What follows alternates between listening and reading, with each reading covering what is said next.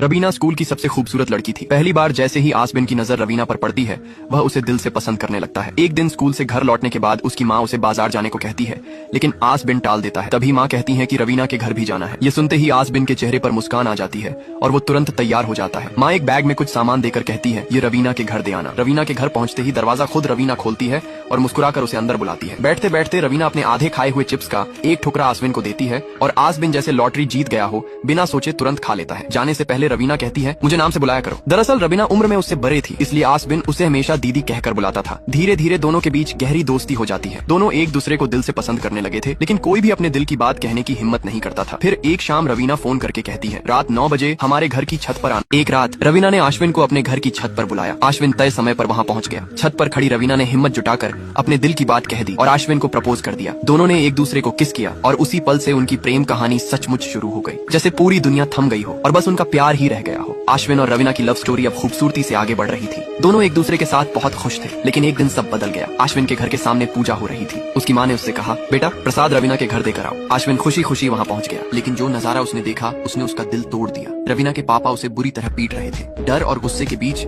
रवीना ने अपने पापा से कहा, पापा मैं तो उससे बस टाइम पास कर रही थी, शादी तो मैं सिर्फ उन्हीं से करूंगी जिनके पास दौलत और रुतबा हो। ये सुनकर आश्विन की दुनिया हिल गई। उसके पैरों तले जमीन खिसक गई। टूटे दिल के साथ वह घर लौट आया और पूरी रात आंसू बहाता रहा। अश्विन को लगता है कि शायद रवीना ने ये सब पिटाई से बचने के लिए कहा होगा। अगले दिन स्कूल का पिकनिक होता है। सब मजे कर रहे होते हैं, लेकिन अश्विन चुपचाप कोने में बैठा रहता है। उसका दोस्त वजह पूछता है और सलाह देता है कि रवीना से बात करो। हिम्मत करके अश्विन स्कूल में उससे बात करने जाता है, लेकिन वह बिना झिझक साफ कह देती है, मुझसे बात मत करना। मैं तुम्हारी सीनियर हूँ तो तुम मुझे दीदी कहना और किस को भूल जाना। अगर किसी से कहा तो उल्टा मैं सबको बता दूंगी कि तू मुझसे जबरदस्ती कर रहा था। यह सुनकर अश्विन का दिल चकनाचूर हो जाता है। उसे यकीन हो जाता है कि रवीना ने उसे धोखा दिया है। वह वहीं रोने लगता है और कुछ ही दिनों में अश्विन का परिवार इस शहर को छोड़कर दूसरे शहर चला जाता है। रवीना ने जब सबके सामने अश्विन को अपमानित करके अपनी जिंदगी से निकाल दिया, तब से उसका प्यार पर से भरोसा उठ गया था। सालों बाद अश्विन अपने दोस्त की सगाई में गया तो उसकी नजर एक लड़की मीरा पर पड़ी। अश्विन ने अंजलि और राजन की सगाई के लिए बहुत खूबसूरत सजावट की थी। वहीं पर उनकी एंगेजमेंट हो गई और इसी के साथ इन चारों अश्विन, मीरा, अंजलि और राजन की अच्छी दोस्ती भी शुरू हो गई। कुछ दिनों बाद सबने मिलकर गोवा ट्रिप का प्लान बनाया। गोवा पहुंचकर अंजलि और राजन तो अपने रोमांस में बिजी रहते, जबकि अश्विन और मीरा